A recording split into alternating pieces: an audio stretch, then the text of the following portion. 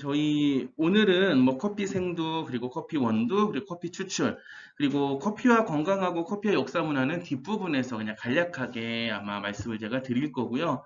뭐 주로 할 내용이 이제 커피 원두랑 커피 추출 부분일 거예요. 그러면 이제 슬라이드 같이 화면 프린트물 보시면서 하도록 하겠습니다. 첫 장 펴주시면 돼요. 일단요.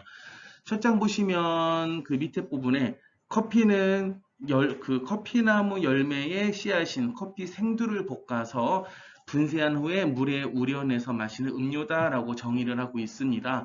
그래서 커피 생두와 커피 원두는 확실하게 구분을 해주시는 게 좋습니다. 저희가 수업 초반에 제가 질문을 드렸었죠. 커피의 원산지 어딘가. 예. 그래서 커피 생두와 커피 원두는 이렇게 색깔도 틀리지만 위쪽이 커피 생두, 아래쪽이 커피 원두인데요. 이렇게 색깔도 틀리지만 모든 물성이 다 틀려요. 화학적 조성도 틀리고요. 약간 물리적인 형태도 다르게 나타나고 있습니다. 그래서 커피는 그냥 보통 이렇게 앞에 보이는 게 커피나무인데요. 이렇게 커피나무 형태로 이제 발화를 시켜가지고요. 밭에다가 식재를 해요. 그 다음에 한 4년에서 5년 정도가 있으면 이제 커피나무에서 꽃이 피거든요. 그래서 꽃이 피고 나면 이제 열매를 맺게 되는 겁니다. 그래서 그 열매를 저희가 수확해가지고 이제 가공을 한다고 하는데 보통 물에 씻고 껍질을 벗겨내는 과정 그냥 가공, 커피 가공이라고 불러요. 그 과정을 거쳐가지고 건조시킨 다음에 로스팅해서 갈면은 우리가 아는 그냥 커피가 되는 겁니다. 그래서 그런 프로세스를 그림에서 보여주고 있는 거고요. 이렇게 첫 장에서는 커피 원두, 커피 생두 구분하시면 되고요.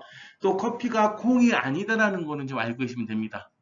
예, 콩가 식물이 아니에요. 얘는 커피는요, 꼭두선이과 식물이거든요. 꼭두선이과 식물. 책에 자세하게 나와 있거든요. 예, 꼭두선이과 식물이니까 우리가 보통 그냥 커피를 커피콩 부르잖아요. 그래서 콩으로 오해하시는 분들 계신데, 콩이 아니고요. 열매의 그냥 씨앗이라고 알고 계시면 될 것 같습니다. 자, 그 다음에 이제 한 장 넘겨보실게요. 넘겨보시고요. 커피나무의 품종 이렇게 되어 있는데요. 그 밑에 표에다가 별표 한번 해주십시오. 별표. 별표 한번 해주시면 좋을 것 같아요. 이 표에서 시험 문제가 참 잘 나와요. 예. 저희 지난 시간에 한번 맛을 보고 했었죠. 근데 맛 못 보신 분 계시고 하셔갖고, 이따가 맛은 한번 따로 보여드릴 거고, 그리고 일단 설명을 한번 다시 할게요. 워낙에 중요한 부분이다 보니까요. 그리고 여기서 지금 커피나무에 품종 되어 있는데, 품자를 좀 빼주시겠어요? 그냥 커피나무의 종으로 제목을 좀 바꿔주시면 좋을 것 같습니다. 품종이 아니고요. 여기 지금 책에도 아마 그렇게 되어 있을 건데, 그게 이제 좀 잘못 쓰여진 부분이라서요. 우리가 흔히 커피나무의 종이라고 얘기를 하면요. 네 개의 종을 커피나무의 대표적인 종이라고 부르고 있습니다. 그래서 아라비카, 그리고 카네포라, 그리고 리베리카, 그리고 엑셀사라고 하는 네 개의 종을 커피나무의 대표 종이라고 부르고 있습니다. 근데 그 중에서 이제 아라비카 종하고 카네포라 종 같은 경우에는 이제 생산이 많이 되고 있거든요. 그래서 보통 아라비카와 카네포라를 가지고 우리가 구분해 가지고 이제 뭐 공부도 하고 그리고 또 이제 널리 알려져 있습니다. 그리고 리베리카와 엑세사종 같은 경우에는요, 굉장히 소량만 생산이 돼요. 왜냐면 생산을 안 하는 이유가 얘네가 맛이 없어요.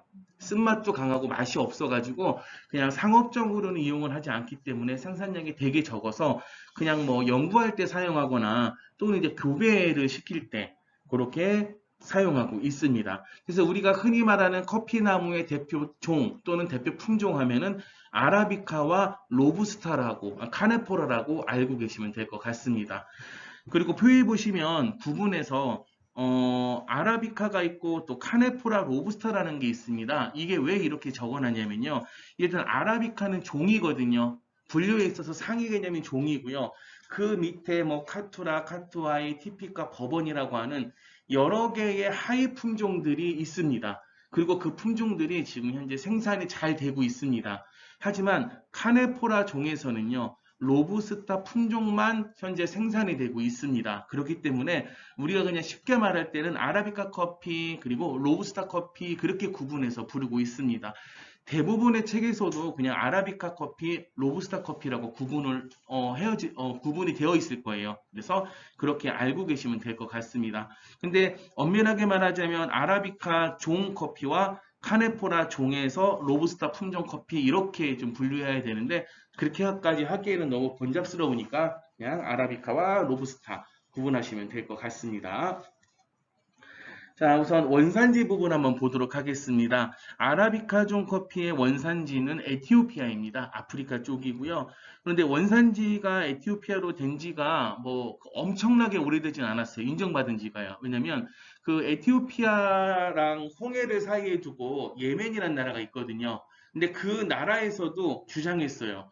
아라비카 커피는 우리가 원산지인데 무슨 소리냐. 우리 이렇게 재배 이렇게 많이 하고 있는데 그런데 결국은 에티오피아가 이겼어요. 그 이유는 자생지가 있어서 그렇습니다.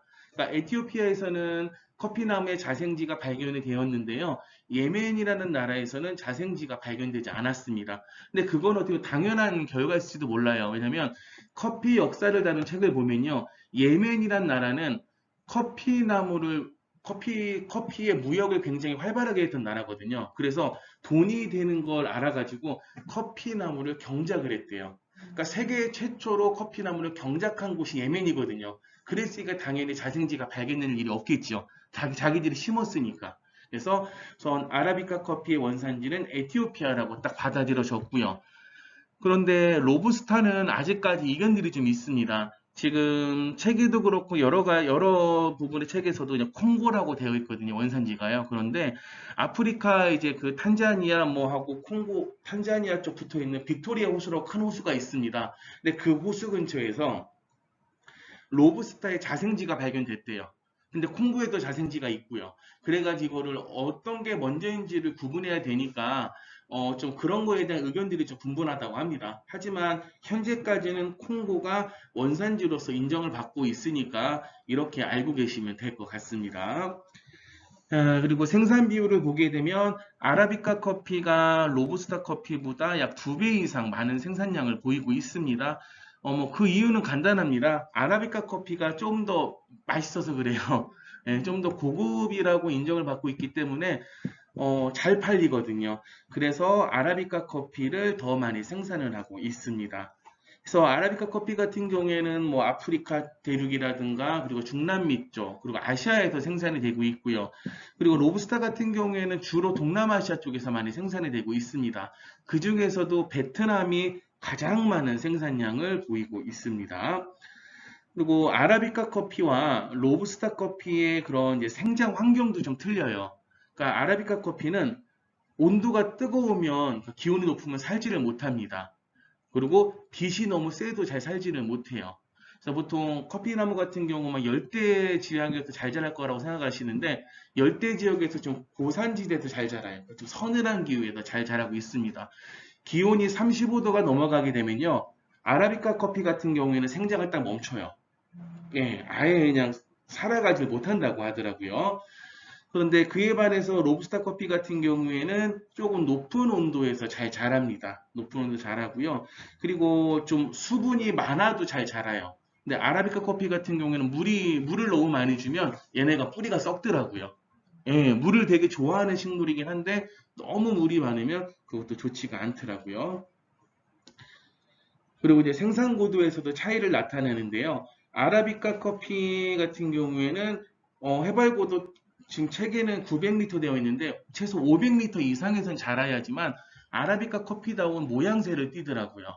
뭐 실례로 우리나라 이제 전라남도 고흥에 이제 커피 농가들이 굉장히 많거든요. 이제 그쪽에서 심었던 커피가 제가 아는 농장은 하와이 코나종을 심었었어요. 근데 하와이 코나 커피는 굉장히 크기가 크거든요. 그런데 한 7년 정도 지나면서 현지화 되다 보니까 굉장히 볼품없이 조그맣게 변하더라고요. 그래서 근데 그 농장주도 생각하기에는 아마 고도가 낮아서 그렇게 좀 모양이 안 이쁘게 나온다고 이렇게 추측을 하더라고요. 그래서 아라비카 커피는 일단 해발 고도가 500m 이상 정도 돼야지만 아라비카 커피다운 형태도 띠고 맛과 향을 만들어내고요. 근데 그에 반해서 로부스타 같은 경우에는 그냥 잘 자라요. 해발 고도가 낮아도 잘 자라고요. 어느 정도 높아도 잘 자라는 곳으로 알려져 있습니다. 그리고 이제 아라비카 커피는 지금 앞에 보이는 것처럼 이렇게 씨앗을 발화시켜서 식재를 해야지만 얘네가 살아남거든요, 거의. 예, 그런데 로부스타 같은 경우에는요, 그냥 나뭇가지 뿐이로서 땅에 꼽아놔도 자라요. 그 정도로 예, 강합니다. 예, 그래서 로부스타 커피가 키우기는 훨씬 쉽다는 거, 그거 알고 계시면 될 것 같습니다. 그리고 이제 병충해에서도 차이를 나타내고 있습니다. 아라비카 커피는 병충해에 굉장히 취약해요. 굉장히 취약해가지고요. 특히 그 녹병이라는 게 있거든요. 커피나무 잎이 노랗게 떠가면서 이제 그런 커피나무 잎이 죽는 게 있는데, 그거 한번 걸리면 거의 모든 농장의 커피가 다 죽는다고 하더라고요. 예, 그런 것도 위험성이 있고, 또 국내에서 커피나무 키울 때는 그 깍지벌레라고 있거든요. 하얗게 솜털처럼 그 붙는 게 있어요. 그게 예, 맞아요. 근데 그게 붙으면 커피나무가 죽더라고요. 저도 그래서 맥구로 집에서 죽인 적 있어요. 예. 왜냐면 국내에서는 커피나무 해충이 없는 걸로 저도 알고 있었거든요. 그리고 저도 이제 커피나무 키운 지 한 10년 정도 돼 가는데, 한 키우고 3, 4년 정도까지는 아무 문제 없이 꽃도 피고 열매도 피고 다 하더라고요. 그런데 갑자기 이제 막 그 하얗게 손들 붙자마자 얘네들 죽어나는 거예요. 저도 그 이유를 몰라갖고 농장에 전화해봤더니 그분이 아마 깍지벌레 한 것 같다고. 국내에서 유일하게 개가 피해를 주는 것 같다고 자기도. 그래서 약치고 하니까 또 다시 살아나더라고요. 근데 로부스타 같은 경우에는 병충해에 굉장히 강하거든요. 그래서 뭐 커피 녹병에도 많이 강하고요. 그리고 모든 이제 해충들에 대해서 굉장히 강한 내성을 갖고 있다고 하더라고요. 그래서 요즘에 그 커피나무의 하이브리드 종이 많이 생겨나고 있어요. 그러니까 이 로부스타가 병충해에 강하다 보니까 로부스타와 아라비카를 교배시켜요. 예. 그래가지고 걔네들 생산하는 거예요. 물론 맛은 좀 떨어져요. 맛은 떨어지지만 생산성도 좋고 병충해 피해가 적다 보니까 요즘에 그렇게 많이 이제 교배를 시킨다고 하더라고요. 뭐 케냐에서도 많이 교배를 시키고 있고요. 그리고 뭐 동남아시아 쪽에서도 많이 교배를 시켜가지고 생산이 되고 있습니다. 예. 그리고 생두의 당과 오일의 함량에다가 별표 한번 쳐보시겠어요? 생두의 당과 오일의 함량 별표 한번 쳐주시고, 아라비카 커피가 로부스타 커피보다 생산량이 많은 이유는 잘 팔려서라고 했습니다. 그리고 잘 팔리는 이유는 아라비카 커피가 로부스타보다는 향미가 더 다양해서 복합적이어서 그렇거든요. 근데 그때 제가 첫 시간에 한번 얘기한 적이 있는데, 집에서 빵 같은 거 구우면 좋은 냄새 나잖아요. 그죠? 그리고 우리 뭐 달고나 같은 거 만들 때 달달하고 막 좋은 향 나죠? 그런 화학적 기전이 발생을 하려면 성분 중에 그러니까 당의 함량이 높아야 되거든요. 당의 함량이 높으면 높을수록 메일야드 반응도 더 일어나고요. 캐러멜 반응 더 잘 일어나거든요. 그래서 아라비카 커피의 메일야드 반응과 캐러멜 반응이 더 잘 일어나요. 로부스타에 비해서. 로부스타에 비해서 아라비카 커피의 당 함량 같은 경우 약 뭐 한 2배 정도 가까이 차이 나는 경우도 보이거든요. 그래서 아라비카 커피가 조금 더 향을 많이 만들어냅니다. 그리고 우리가 향 같은 경우 오일 이용해서 향을 많이 잡아놓거든요. 예, 우리 뭐 저기 좋은 꽃 같은 거 향 있을 때 또는 허브 같은 거 있을 때 오일에 담가 놓잖아요. 그 오일을 요리에 쓰려고. 그러면 그 향이 오일에 녹아나거든요. 그 성분 자체가. 그래서 식품에 오일이 있을까 봐 정유 성분, 식물에도 막 화한 냄새 나는 거 다 정유예요. 기름 성분이에요. 다 오일이거든요. 그래서 그런 오일들이 커피 중에서도 아라비카 커피에 더 많이 들어 있습니다. 그렇기 때문에 아라비카 커피가 로부스타 커피에 비해서 향과 맛이 조금 더 뛰어나다는 평가를 받고 있습니다. 좀 다양하기 때문에 그렇습니다. 시험 문제에서는요. 숫자가 외우는 거 안 나와요. 그냥 어떤 게 더 많으냐가 나와요. 어떤 게 예, 더 예, 많으냐. 예, 예. 그러니까, 예, 굳이 요거를 외우실 필요는 없습니다. 그냥 아라비카 커피가 생두의 당과 오일 함량이 더 높다라는 것만 알고 계시면 될 것 같습니다. 그리고 또 밑에 카페인 함량도 별표 한번 저희 해보도록 하겠습니다. 카페인 함량. 아라비카 커피의 카페인 함량 평균 1.2% 정도 나온다고 해요. 그냥 1%대라고 생각하시면 되고요. 그 다음에 로부스타 커피는 평균 2% 정도 나오고 있습니다. 그 카페인 같은 경우에는요, 커피나무가 지들이 이렇게 좀 보호하려고 만들어내는 화학 물질이에요. 그래서 아라비카 커피 같은 경우에는 카페인 함량이 적기 때문에 어떻게 보면 병충해에 약하다고 볼 수도 있는 거예요. 근데 로부스타 같은 경우에는 카페인 함량이 되게 높거든요. 그렇기 때문에 병충해, 특히 해충에 조금 강한 모습을 보이고 있다고 합니다. 근데 지금 여기 써 있는 카페인 함량은 커피의 종자, 즉 커피에 있는 그 카페인 함량이고요. 이렇게 이파리 쪽에는 카페인 함량이 훨씬 더 높아요. 훨씬 더 높습니다. 그리고 가지 끝에 달려있는 잎 쪽의 카페인 함량은 굉장히 높아요. 그래서 해충들이 못 뜯어먹게 하는 거고요. 왜냐하면 동물들이 막 염소나 그런 애들이 커피나무 잎사귀 뜯어먹을 수도 있잖아요. 그런 걸 막기 위해서 커피나무가 제가 만들어내는 거예요. 카페인은 쓰거든요. 쓰니까 동물들이 먹고 나서 써서 못 먹겠다. 안 먹는 거거든요. 그리고 신기하게도요. 지금 여기 커피나무 심어놨잖아요. 제가 이렇게 자갈을 깔아놓긴 했는데 어쨌든 다른 잡초가 잘 안 자라요. 예, 아예 못 자라요. 집에서는 저 그냥 밖에서 키우거든요. 그런데 잡초들이 없어요. 굳이 이렇게 뽑아줄 필요 없을 정도로. 근데 다른 화분에는 굉장히 많은 잡초들이 막 자라더라고요. 막 지네들이 알아서 막. 그러면은 얘도 이파리만 혹시 따로 해가지고 뭐에 쓰기도 하고 그러나요? 그 커피나무 새순 같은 경우 녹차처럼 이용할 수도 있거든요. 이용할 수도 있긴 한데 원래 그거를 그 고운 커피 농장에서 해보려고 했었어요. 고운 농장 그저 제가 이제 커피 연구할 때 도와줬던 농장주거든요. 샘플을 주셨던 분이라서 저도 이제 가가지고 도움 드리려고. 근데 왜냐면 돈이 안 되니까 농장을 해놨는데 그래서 차라리 커피나무 이파리는 계속 나오니까 순 따서 해보죠 했거든요. 근데 그 주인이 옆에가 보성이거든요.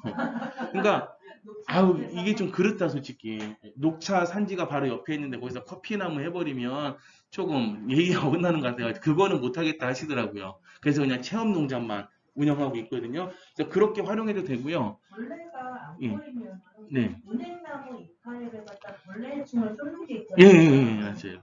같이 그런 식으로 해도 괜찮죠. 천연. 한번 해봐야겠네요. 그러면 따가지고요. 예, 예, 맞아요. 어, 할때 예, 은행잎을 이렇게 잘 씻어서 막 예, 같은 데다 걸어놓으면 집에 맞아요. 친구들이 안 온다고 그래가지고 해놓은 적이 예, 예, 있었거든요. 예. 카페인 향 말고 또 그런 식으로 해서 한번 해봐야겠네요. 괜찮은 아이디어인데요. 어, 아까부터 이번에 한망 버렸거든, 따가지고요.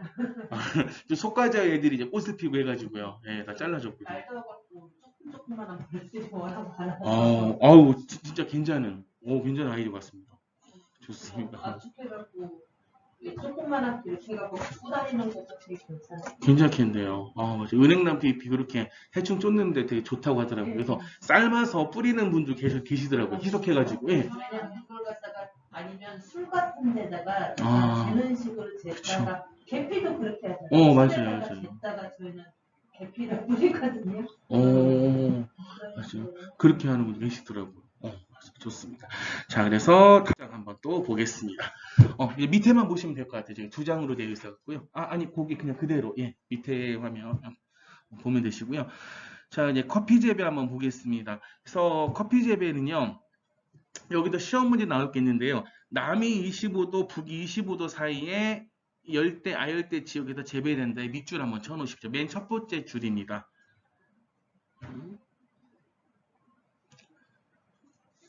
그래서 프린트상에서 그냥 커피 벨트라고 해서 녹색으로 이렇게 그 쳐여진 그 부분이 있을 거예요. 박스 치는 부분이 있는데 그 박스 부분을 보고 저희는 커피 벨트 또는 커피 존이라고 부르고 있습니다. 그래서 이제 커피 나무는 온도가 너무 이제 떨어지거나 또는 너무 높아도 잘 못 살거든요. 특히 이제 영하 이하로 떨어지게 되면 커피 나무는 다 죽습니다. 얼어 죽거든요. 그래서 커피 나무가 밖에다 심어놔도 그냥 알아서 잘 자랄 수 있는 지역이 이렇게 커피 벨트라고 알고 계시면 되고요.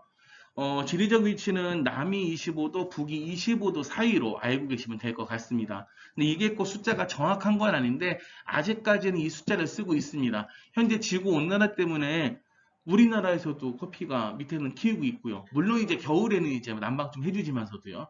그리고 중국 쪽에서도 커피 나무가 많이 생산이 되고 있습니다. 현재요.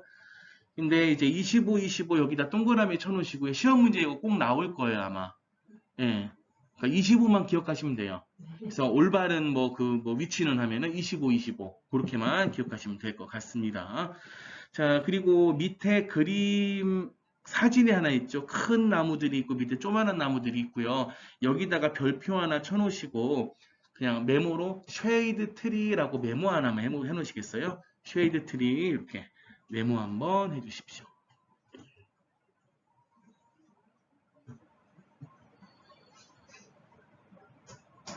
네, 네, 좋습니다. 자, 지금 제가 말씀드리는 거는 아라비카 커피 기준입니다. 자, 아라비카 커피 같은 경우에는 온도가 너무 높아도 못 산다고 했었고요. 또 얘네들은요, 특이하게 햇빛을 너무 많이 받아도 못 살아요. 그래서 너무 뜨거운 오후 시간에는요, 햇빛을 세게 받으면 애들이 타요. 신기하더라고요, 집에서도요. 그래서 이 커피나무를 잘 키우기 위해서는 적당하게 그늘을 만들어주는 게 필요하거든요. 그래서 그늘을 만들어주는 나무라고 해서 그냥 쉐이드 트리라고 우리가 부르고 있습니다. 그래서 이 쉐이드 트리 같은 경우에는요, 이렇게 커피나무에 그늘도 만들어주고요. 그리고 또 약간 이렇게 산악지대에서 커피나무를 많이 키우거든요. 그래서 약간 토양 침식도 방지해줘요. 비가 많이 왔을 때 이제 뿌리가 큰 나무들이 버텨주니까 이게 토양 침식이 잘 안 되는 거예요. 그리고 보통 이렇게 쉐이드 트리를 심을 때 커피나무와 궁합이 좋은 것들을 심는다고 해요. 그래서 경쟁 식물을 조금 방지하는 역할을 해준대요. 지네들은 잘 자라는데 다른 식물은 못 자라게 하는 거죠, 이제. 그렇게 하는 역할도 하고요.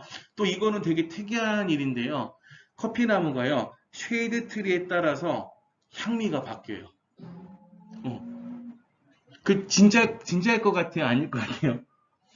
그럴 수도 있을 것 같아요. 맞아요. 진짜 그럴 수 있는 게, 저도 이걸 안 믿었었어요.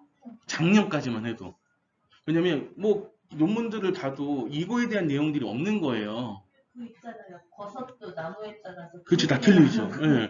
그래서 이거를 의심을 저도 좀 하고 있었는데, 호세라고 하는 커피 키우는 이제 농장주가 있거든요. 되게 유명한 분이에요. 유명한 에이지죠. 저보다 나이 어리니까. 근데 할아버지, 아버지, 자기까지 3대가 농장하고 있고요.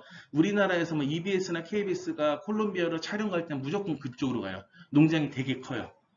10월 달에 결혼하거든요. 근데 이제 그 친구가 어떻게 2018년도에 연을 맺어가지고 이제 어디 갈 때 우리나라 들렸다 이렇게 가요. 대만 갈 때랑 갈 때면 들렸다 오면 샘플을 갖고 오더라고요. 같이 맛보자고 이제. 근데 작년에 커피를 몇 개 갖고 와서 같이 맛을 보는데 이게 분명히 품종도 똑같고 똑같이 볶인 상태예요. 맛이 틀려요. 그래서 물어봤더니 하나는 바나나, 하나는 오렌지였대요. 쉐이드 트리를.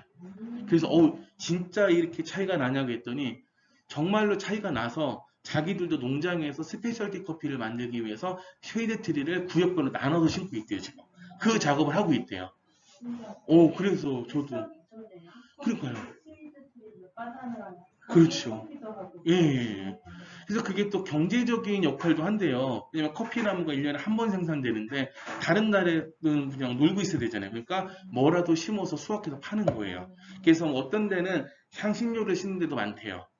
예, 뭐 육두구나 정향 같은 거 같이 심어서 걔네들도 수확해서 팔고 또 커피나무가 정말 향이 좀 독특하게 만들어지긴 한데요. 근데 그게 또 과학적으로도 좀 신뢰가 가는 게 커피나무, 그러니까 다른 식물들은 수분을 할 때 다른 꽃가루가 들어가면 수분 안 하는 식물도 있대요. 근데 커피는 그냥 무조건 안 돼요. 그래서 커피가 그러니까 보면은 이렇게 막 이런 데 써 있으면 저희도 헤어룸이라고 품종을 적어 놓거든요. 이게 100% 믿을 게 없는 게 그냥 근처에 있는 커피나무 날라오면 그냥 무조건 수정을 한대요. 그래서 커피나무 품종 같은 경우에는 몇 천 가지가 된대요. 식무작자들이 얘기하기로는. 예, 왜냐하면 어떤 게 들어와도 다 수분을 하기 때문에 그렇대요. 그래서 아무래도 그런 것도 영향을 받지 않았을까 이렇게 추측을 한번 해볼 수가 있습니다. 근데 어쨌든 쉐이드 트리 같은 경우 이렇게 그늘도 만들어주고요. 그러니까 일조량을 좀 조절해 주는 거고요. 그리고 이제 뭐 토양 침식도 방지를 해주고요. 그리고 이제 경쟁 식물도 좀 약간 제거해 주는, 방지하는 역할도 하고 있고요. 그리고 약간 경제적인 그런 영향도 줍니다. 경제적인 이득을 좀 농장에 가져다 주기도 하고요. 그렇죠. 예. 그리고 또 이제 독특한 향을 또 커피에서 만들어주기도 하고요. 그러니까 그런 역할들을 좀 하고 있습니다. 근데 여기서 되게 주의하실 게 뭐냐면 쉐이드 트리가 온도 조절을 못하는 거예요.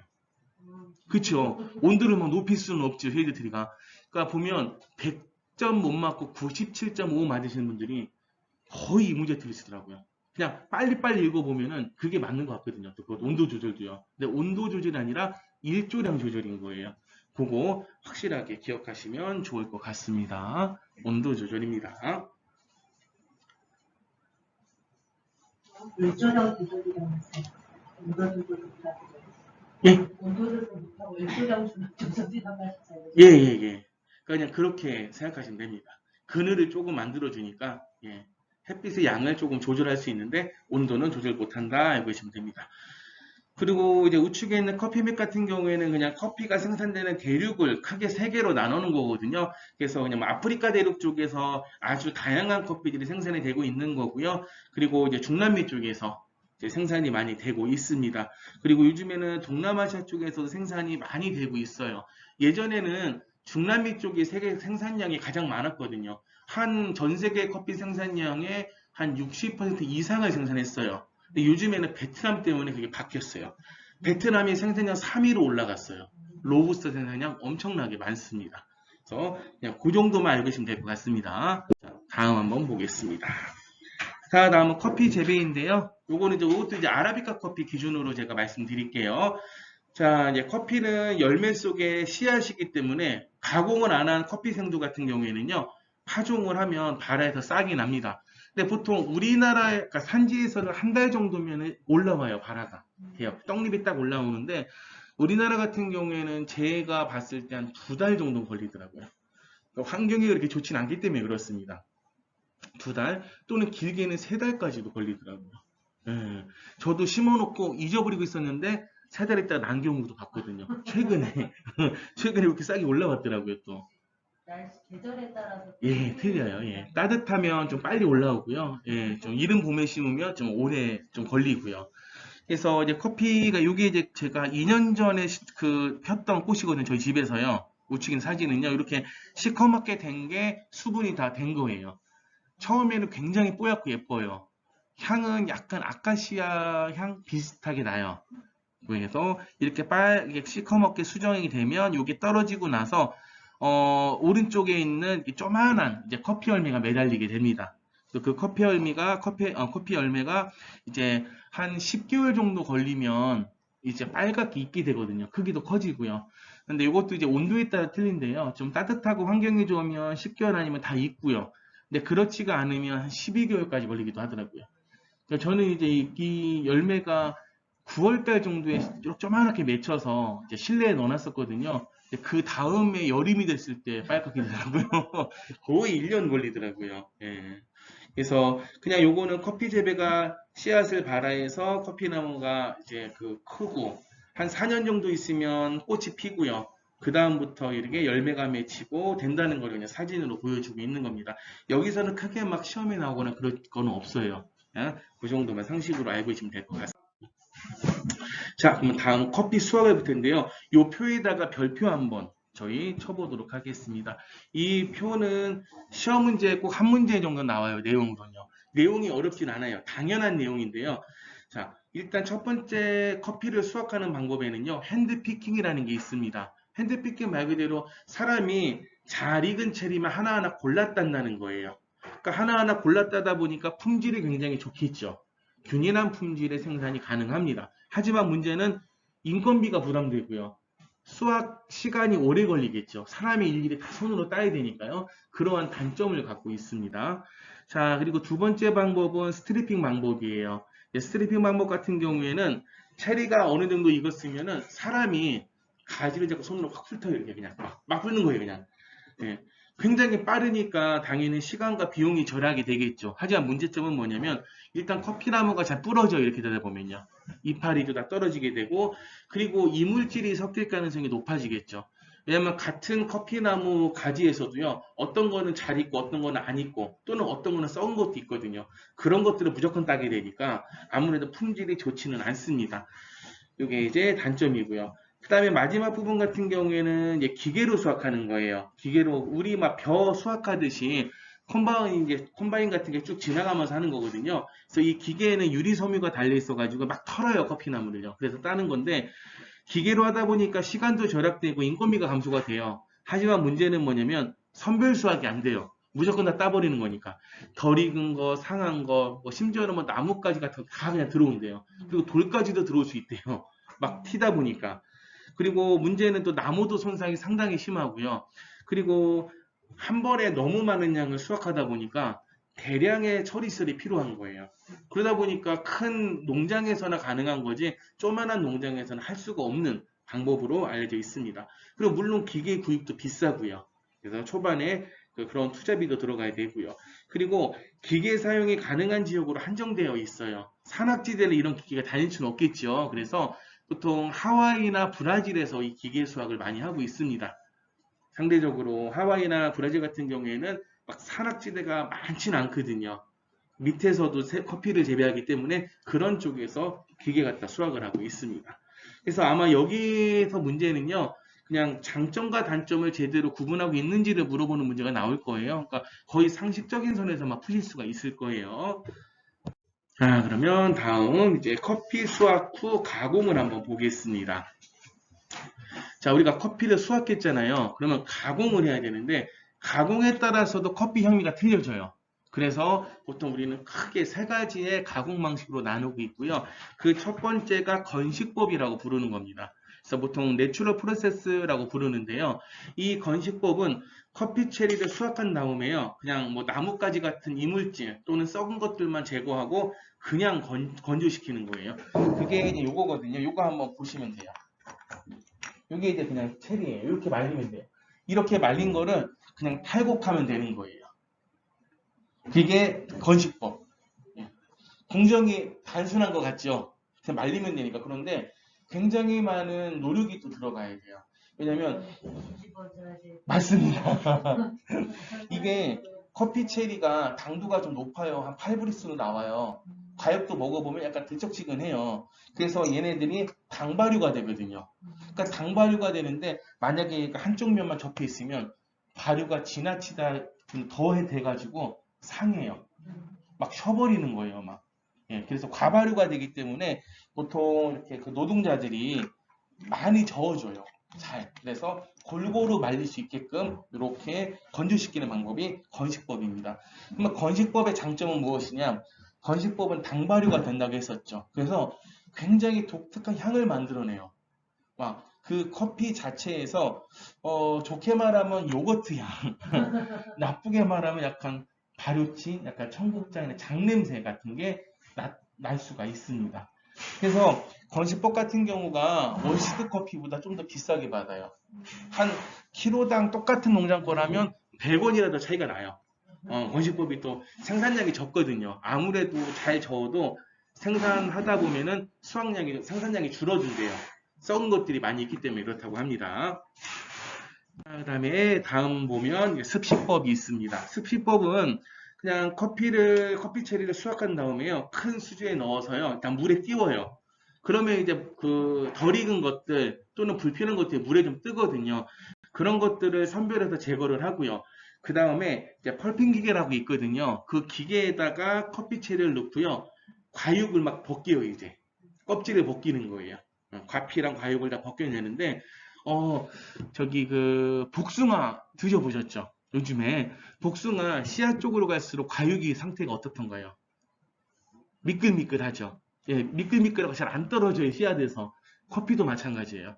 커피도요, 보시면 이게 이제 이걸 보여주면 되겠다. 이게 이제 파치먼트거든요. 이게 이제 커피 씨앗이에요. 이 벗긴 거고 벗기지 않은 거. 이 바깥쪽에 지금 만져보시면 아주 그냥 뭐 다 말라 있거든요. 근데 얘 바깥쪽에 뮤실리지라고 하는 점액질이 있어요. 얘네들 깔끔하죠? 근데 막 끈적끈적하고 미끌미끌거리는 점액질이 있거든요. 이 점액질을 제거를 해야 되기 때문에 이 워시드 커피는 발효를 해요. 예, 수조 안에 이 상태를 넣은 다음에 미생물을 넣어서 발효를 시키거든요. 그래서 발효를 시키게 되면 미생물들이 이 점액질을 분해를 시켜가지고요. 깨끗하게 제거를 해줘요. 그 다음에 세척을 여러 번 하거든요. 왜냐하면 미생물 발효가 됐기 때문에 이 발효조의 물은 산성이에요. 굉장히 강한 산성이거든요. 그래서 깨끗하게 물을 세척을 해가지고 건조를 시키면 이렇게 파치먼트 상태의 커피가 되는 거예요. 얘를 탈곡만 하면 우리가 흔히 하는 그냥 커피가 되는 거예요. 이게 워시드 커피입니다. 근데 워시드 커피의 장점은 뭐냐면 한꺼번에 많은 양을 처리할 수가 있어요. 수확해서 기계로 할 수가 있기 때문에. 예. 그리고 이제 그 발효에서 점액질을 싹 제거하고요. 세척을 여러 번 했기 때문에 과발효가 되진 않거든요. 그렇기 때문에 좀 맛이 깔끔해요. 워시드 커피가. 대신 발효 때문에 약간 신맛이 강하기도 하고요. 그러니까 내추럴 커피와 워시드 커피 두 개만 놓고 비교하면 내추럴 커피는 단향이 조금 강조되는 반면 워시드 커피는 신향이 조금 강조된다고 알고 계시면 될 것 같습니다. 예? 근데 이 워시드 커피가 참 사용하긴 좋은데 환경오염에 문제가 있어요. 의외죠, 환경오염. 그냥 물로 씻어야 되는데 문제는 뭐냐면요. 오, 맞습니다. 그냥 주변 하천에 그냥 흘려내린 거예요. 그래서 산성유물이 갑자기 들어가니까 물고기들이 폐사해버린 거예요. 예. 그래가지고 그것도 문제다라는 말들이 되게 많았었거든요. 그래서 다음에 보시면 펄프드 내추럴이라고 하는 가공 방식이 있습니다. 우리가 보통 뭐 허니 프로세스라고도 부르고 펄프드 내추럴이라고도 부르는데요. 이 방식은요. 커피 체리를 수확한 다음에 이물질 일단 제거해요. 그 다음에 펄핑을 해요. 과피까지 벗기는 거예요. 그러면 이제 그 점액질이 남아있을 거잖아요. 이렇게 점액질이 이렇게 남아있거든요. 보시면 이렇게 끈적끈적하게 좀 시커멓게 점액질이 남아있어요. 이렇게 보시면. 그래서 이 점액질을 그대로 두고 말리는 방법이 펄프드 내추럴 또는 허니 프로세스라고 저거 부릅니다. 다 빠내고 이렇게 빠내지 않고. 예. 그러니까 이렇게 점액질을 제거 안 하니까 굳이 미생물을 할 필요 없잖아요. 그러니까 뭐 물을 뭐 버릴 필요도 없고 물 쓸 필요도 없고. 그래서 이 방식을 요즘에 많이 사용하고 있고요. 또 내추럴 커피의 단점이 뭐냐면 향은 잘 만들어지는데 과발효될까 봐. 껍질이 둘러싸고 있으니까 빨리 안 말르잖아요. 근데 얘는 껍질을 제거했으니까 빨리 말라요. 한 3일 정도면 말리는 경우도 있어요. 그리고 이 점액질의 두께를 몇 센치, 얼마나 몇 미리 유지하느냐에 따라서도 맛이 달라지거든요. 그래서 얘는 이름이 되게 많아요. 화이트 허니 같은 경우는 3일 정도 말린 거고 있고요. 또 뭐 옐로우 허니, 레드 허니, 블랙 허니. 그러니까 건조를 많이 시켜서 발효를 많이 시키면 시커매지니까요. 그렇게 이름도 다양하게 붙고 또 다양한 향미 특성을 지니거든요. 그래서 요즘엔 그냥 스페셜티 커피를 만들 때 굉장히 많이 사용하는 방법 중에 하나예요. 펄프드 내추럴 방식이요. 예. 근데 펄프드 내추럴 또 허니 프로세싱이라고 하는 거는요. 펄프드 내추럴은 브라질에서 사용하는 용어고요. 그 외의 국가에서는 다 허니 프로세스를 사용해요. 용어를요. 그런데 똑같은 말이라는 거를 그냥 알고 계시면 될 것 같습니다. 다른 말은 아닙니다. 그래서 펄프드 내추럴은 워시드와 내추럴의 그냥 장점을 좀 모아놓은 그런 커피 가공 방식으로 알고 계시면 될 것 같습니다. 요거 셋 중에 한두 개는 문제 잘 나오더라고요. 가공 방식은요. 그래서 수확후 가공 요거 세 가지 좀 기억하시면 좋을 것 같습니다. 자, 다음은 커피 생두의 구조인데요. 커피 생두 구조, 커피를 잘라보면요. 사진에도 보이지만 이렇게 생겼어요. 이거 한번 잘라보면 이렇게 생겼어요. 이렇게 생겼고요. 그래서 커피 생두 구조에는 시험 문제 나올 때요. 그 구조에 대해서 나와요. 그러니까 바깥쪽부터 안쪽까지 한번 보면요. 일단 바깥쪽에 껍질이 있겠죠. 외가피, 즉 외프가 있습니다. 그리고 이제 외가피 안쪽에는 과육이 있고요. 그 과육을 우리는 그냥 펄프라고 부릅니다. 그리고 이제 점액질이 있고요. 점액질은 뮤실리지라고 부르기도 하고요. 그리고 그 안쪽에는 네가피, 즉 파치먼트라고 하는 아까 좀 씨앗 형태라고 말씀드렸었죠. 요 형태가 있습니다. 그리고 얘를 한번 까보면요. 지금 이런 형태가 있는데 얘를 까면 이렇게 뭐 붙어있는 게 있거든요. 은행 생각하시면 돼요. 은행 같은 경우 딱딱한 속껍질 까보면 안에 노란색의 막이 쌓여져 있죠. 커피도 마찬가지예요. 얘를 보고 우리는 은피라고 부르고 있습니다. 은피. 은피가 있고요. 그리고 그 은피 안쪽에 생두가 있는 거예요. 그리고 이제 생두를 보시면 이렇게 가운데 쪽에 갈라진 홈이 있는데 그 홈이 그냥 약간만 갈라진 게 아니라 사진에서 보면 아시겠지만 굉장히 깊숙하게 파져 있습니다. 그래서 커피를 로스팅하게 되면 부피가 늘어난다고 했었죠. 이 틈이 벌어지는 거예요. 첫 번째 크랙에서. 1차 크랙에서 이 틈이 벌어지니까 커피의 부피가 커지는 겁니다. 그래서 그렇게 알고 계시면 되고요. 어쨌든 시험 문제에 잘 나오는 거는 커피생두의 구조가 굉장히 잘 나오니까 요 구조를 좀 기억하시면 좋을 것 같습니다. 순서를요. 예. 그럼 저희가 그 저번에 로스팅 했잖아요. 네. 그 상태는 껍질이 안 벗겨서 요 상태였던 거예요? 아니요, 아니요. 요거 벗기고 나서 그 안에 있는 거예요? 그렇죠. 안에 있는 생두 상태를 저희가 로스팅 해가지고 한번 맛을 봤었죠. 자, 그리고 다음 보실 부분은 세계 3대 명품 커피 이렇게 되어 있는데요. 뭐 자메이카 블루마운틴, 하와이 코나, 뭐 예멘 모카 커피. 특히 이제 블루마운틴이나 코나 커피는 많이 아마 들어보셨을 거예요. 막 편의점에도 팔잖아요. 막 블루마운틴 막 0.0몇 퍼센트 넣어놓고. 그러니까 이 자메이카 블루마운틴과 하와이 코나 커피는요. 일단은 생산량이 적기 때문에 조금 희소성이 있어가지고 명품 커피로서 조금 주목을 받고 있고요. 이거는 뭐 우리나라뿐만 아니라 전 세계적으로 인정을 받는 커피예요. 특히 이제 블루마운틴 같은 경우에는요, 굉장히 조금 까다롭게 해요. 그래가지고 일단 고지대에서 생산이 돼야 되고요. 그 다음에 이제 뭐 크기도 보고요. 그리고 색깔도 보고요. 여러 가지를 거쳐가지고 블루마운틴 딱 등급을 매기고 그 중에서도 넘버원이라는 게 또 붙거든요.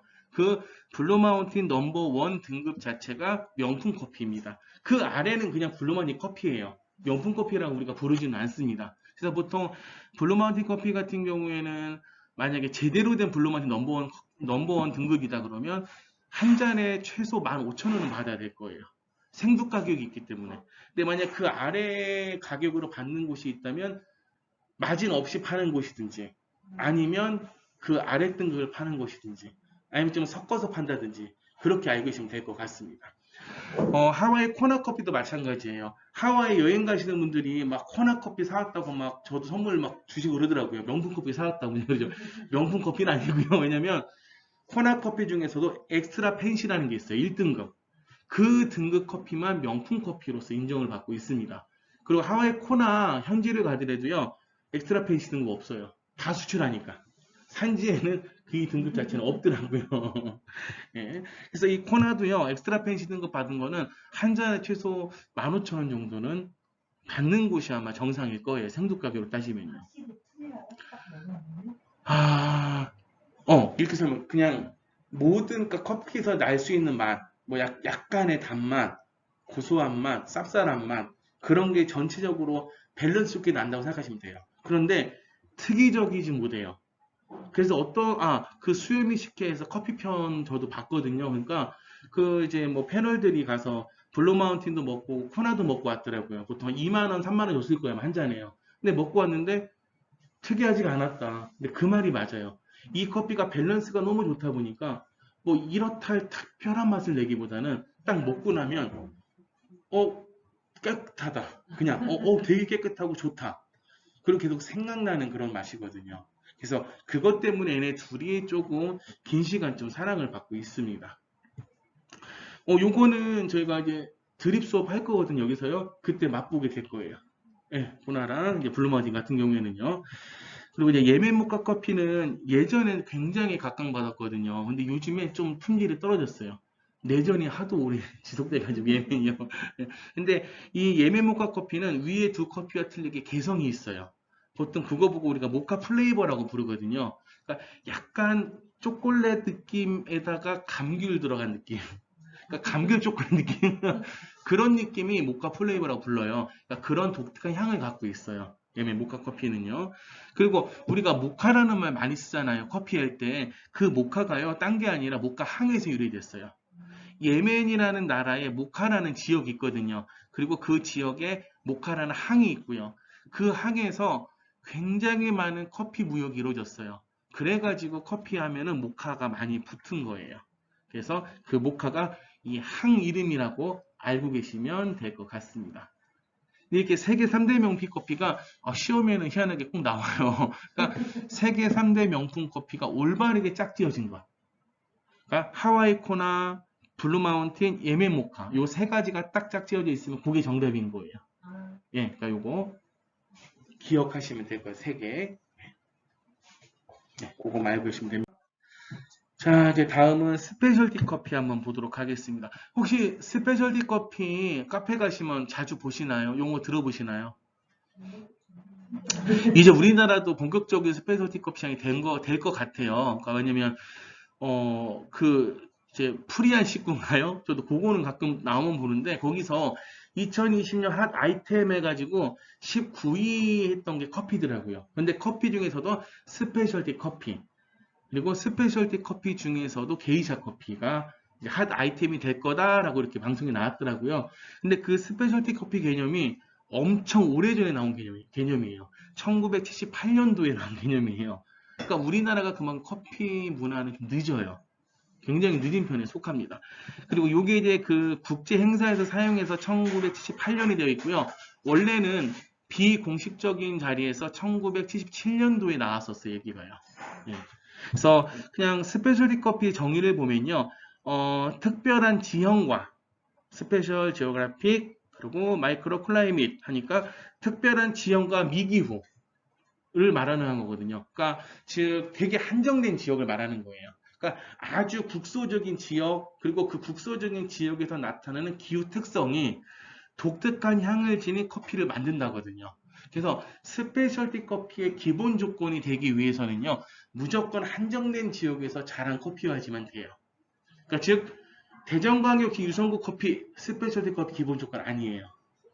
여기 빌딩 조건이 돼요. 또는 뭐 유성평사학습원 그러면 기본 조건은 되는 거예요. 그 정도로 국소적인 지역에서 자란 커피만이 스페셜티 커피의 정의에 부합한다고 볼 수가 있습니다. 그래서 이렇게 스페셜티 커피에 대한 개념이 나온 상태에서 다들 스페셜티 커피 열광하다 보니까 이 유통하는 사람들이 장난질을 친 거예요. 분명히 국소지역에서 생산이 됐어요. 어느 한 농장 커피인데 그거를 자기들이 평가를 해요. 원래 그 스페셜티 커피는 커피 전문가들이 커피 맛을 보고 나서 점수를 80점 이상 주면 스페셜티 커피라고 보통 부르거든요. 근데 그거를 그냥 아는 사람끼리 모여서 한 거예요. 물론 그 사람도 커피 전문가겠죠. 근데 긍정적으로 평가해줬겠죠. 그러다 보니까 스페셜티 커피가 너무나도 많아졌던 거죠.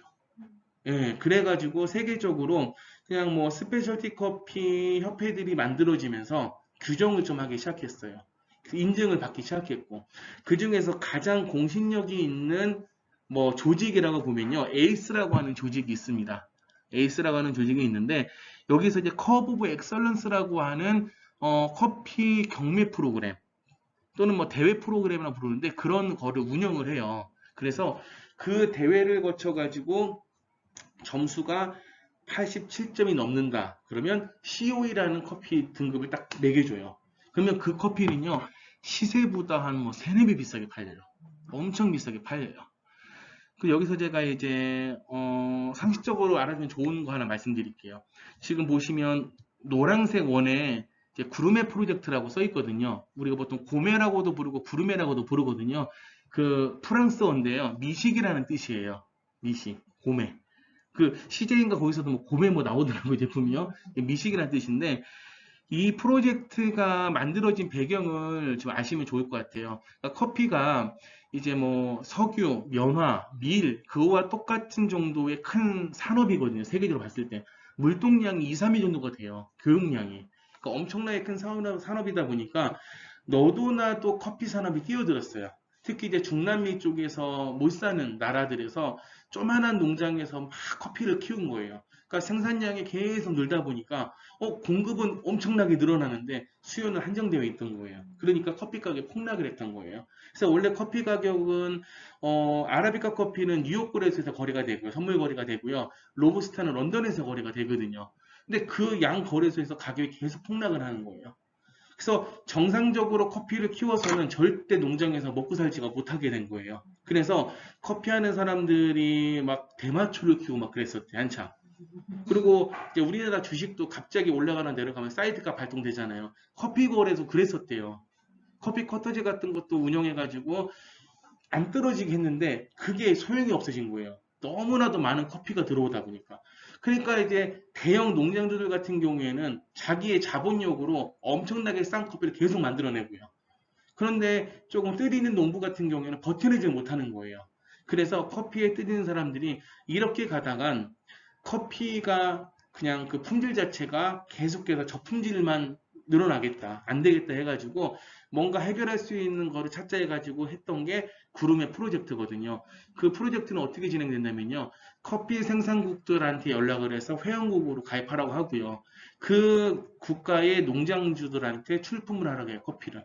너희들이 되게 자신 있는 커피 출품해봐라. 그래서 출품한 커피를 가지고 커피 전문가들이 평가를 했어요. 그리고 그걸 경매에 붙였어요. 이 커피 이렇게 좋은 커피고 몇 점짜리인데 얼마에 살래? 했더니 시세하고는 전혀 상관없이 가격이 높아지더래요. 그래서 이 방법이 되겠구나 싶어 갖고 발전시킨 게 COE 프로그램, 즉 커브 오브 엑설런스 프로그램이에요.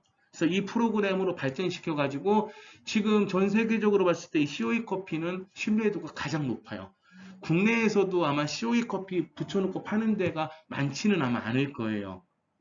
그래서 COE 커피는 그런 탄생 배경을 갖고 있고요. 그리고 이제 그 제가 화면, 그러니까 프린트 아래쪽이면 파란색 박스를 쳐놓은 게 있을 거예요. 그 박스 보시면 COE 프로그램은 뭐 에이스에서 주관하는 커피 경매 프로그램이다. 평가 기준에 따라서 뭐 쭉 하는데 점수가 87점 동그라미 쳐놓으세요. 87점이 넘으면 일단 COE 커피로 인정을 받게 됩니다. 그리고 되게 중요한 거 있습니다. 90점 이상 획득하게 되면 주최국의 대통령상을 수상하게 된다고 알려져 있습니다. 이 박스 안에서 제가 봤을 때는 무조건 두 문제 나와요, 다. 이게 요즘에 계속 이슈가 되기 때문에 그렇습니다. 우리나라에서도 이제 더 아마 이슈가 될 거예요, COE 커피가. 이제 예전에는 COE 커피 경매를요, 우리나라 사람들이 안 했었어요. 가격이 워낙 비싸고 하니까. 근데 요즘에 우리나라에서도 COE 커피 많이 들어와요. 많이 들어오고, 저 같은 경우에도 참여를 하고, COE 커피도 드립할 때 다 맛보실 거예요. 좀 순위가 높은 것도 있어요. 6위짜리도 있어요. 6위한 거. 예? 조금 맛이 좀 깨끗하다는 느낌. 그리고 개성이 좀 있기도 해요. 근데 약간 산미가 조금 있기 때문에 대부분 좀 그런 거 싫어하시는 분들은 싫어할 수도 있는데 어쨌든 커피 품질 자체는 굉장히 좋습니다. 굉장히 좋아서 맛보시면 아마 좋은 경험 되실 거예요. 그리고 한 5년 전에 90점 넘는 게 있었었는데 다 먹고 없고 이번에 최고 등급이 아마 6위 하나 있을 거예요. 제가 아마 디카라가 6위 있고 콜롬비아께 22위 하나 갖고 있을 거고요. 제가 그거 한번 볶아서 드립 때 한번 같이 맛보면 좋을 것 같아요. 그리고 이제 대통령상이라고 한글로 답이 안 나오고요. 영어로 나와요. 그러니까 어워드 오브 프레지던트 그렇게 아마 정답이 되어 있을 거예요. 그러니까 프레지던트 딱 있으면 무조건 그게 정답이에요. 네. 예, 그러니까 이게 농장들이요, 이 COE 90점 이상 받으려고 엄청나게 노력하거든요. 그러니까 이게 받기가 쉽지 않아요. 안 나올 때도 있어요, 90점 이상이요. 워낙에 점수를 짜게 주다 보니까. 이게 나오면 진짜로 한 몇 년 동안 커피 가격 자체가 떨어지지 않는데요. 왜냐면 올해 90점이 넘었어요. 다음에 못 받았어요. 그래도 가격이 그대로 간대요. 워낙에 그게 인기가 있어가지고요. 그래서 그렇게 그냥 알고 계시면 될 것 같습니다. 자, 또 COE 커피의 정의도 알고 계셔야 되고요. 한정된 지역. 예. 스페셜티 커피는 특별한 지형과 미기후가 독특한 향을 지닌 커피를 만든다. 요것도 기억하시면 좋고요. 가끔 나오기도 하더라고요. 스페셜티 커피 정의 중 맞는 것을 해가지고요. 그러면 한정된 지역과 미기후, 독특한 향미만 기억하시면 됩니다. 예. 특별한 지형과 미기후, 그리고 특별한 향미를 지닌 커피. 그것만 기억하셔가지고 체크하시면 될 것 같습니다.